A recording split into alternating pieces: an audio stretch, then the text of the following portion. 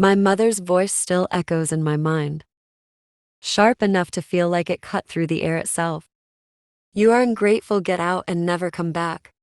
I didn't yell, didn't argue, didn't even let a tear fall. I simply picked up my small bag, walked past her stiff shoulders, and stepped out of the house I had supported for years. For 6 months, I convinced myself that moment was freedom. I imagined that the silence I carried with me was closure, but the truth hit only tonight. As I sat alone in my apartment, watching my phone shake across the table with incoming calls, the real betrayal wasn't the moment they pushed me out. It was everything that happened after. The lies, the expectations, the truth I refused to see. Before I go deeper, let me tell you this. My name is Violet, and if you had met me a year ago, you would have thought I came from a picture-perfect suburban family, but the truth is, our home was like a crooked photo frame. Nice from afar, but never truly balanced, no matter how many times you tried to fix it. Growing up, I slowly became the invisible pillar, holding my household together. My mother, Elaine, was dramatic and unpredictable. Loud when angry, I see, when I succeeded. My father, Robert, liked to pretend he was the logical one, but in reality, he leaned on me more than anyone. And then there was my older brother, Tyler, always 3 steps behind life, get treated like someone delicate, who needed time to figure himself out. I learned early that if I wanted anything, I had to earn it myself: scholarships, job stability. What I didn't realize was that the more I achieved, the more my family depended on me. It began with small things: groceries, a utility bill, then entire mortgage payments. What started as help turned into expectation, and expectation became obligation. Every Sunday I would arrive at that house, arms full of groceries, wallet lighter than the week before, only to see Tyler lounging on the couch, and my parents waiting for me to solve problems I didn't create. I told myself this was normal. I told myself families were supposed to help one another. But all I really did was drown quietly, while they handed me more weight. 6 months after they threw me out, life in my apartment felt strangely quiet, not peaceful, just hollow. I worked, cooked, organized things. I didn't need to organize anything to avoid replaying the moment I left. Then on an odd, ordinary Thursday night, my phone vibrated once. No greeting, no apology, just a text from my father. Why haven't you paid the mortgage? For a moment I simply stared, unable to tell if I wanted to laugh or scream. They had kicked me out, told me never to return, and yet they still expected me to fund their lives. Out of shock, I opened my banking app and scrolled through years of payments.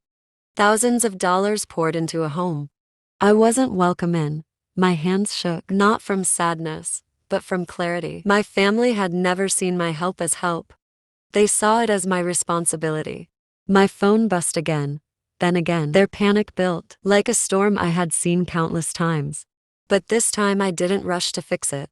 I put on my jacket, walked into the cold evening air, and let the truth hit me. I wasn't their daughter.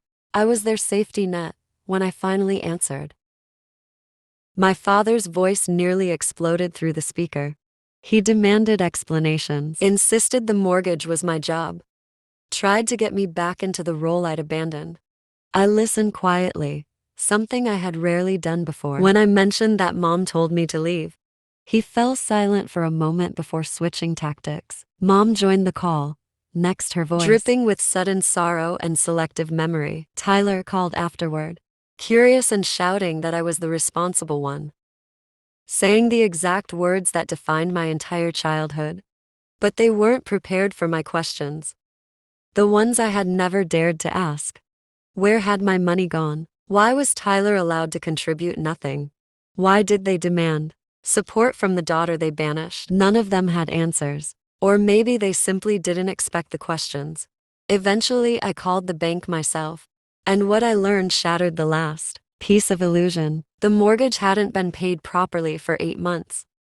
Even before I left, they had been lying. They were depending on me to keep their world standing, even when they pushed me out of it. When I called my parents back one final time, I didn't, yet I didn't argue. I didn't explain myself like I used to.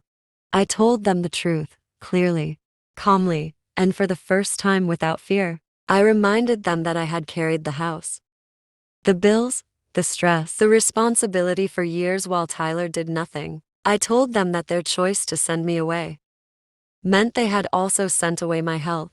And when my mother cried that they might lose the house, my answer was simple: that's between you and the bank. Their silence told me everything. For the next few days, they kept calling, begging, accusing, bargaining, but none of it reached me the way it used to. I went to work, walked through the city, drank my morning coffee, like it belonged to a life I finally owned. For the first time in years, my shoulders felt light, my mind felt quiet, and my life finally felt like mine. Letting them face the consequences wasn't cruelty. It was the first act of self-respect I ever gave myself. So if you are listening to this from anywhere in the world, and you've ever been the one holding a family together, tell me where you are listening from. Let someone else know they're not alone.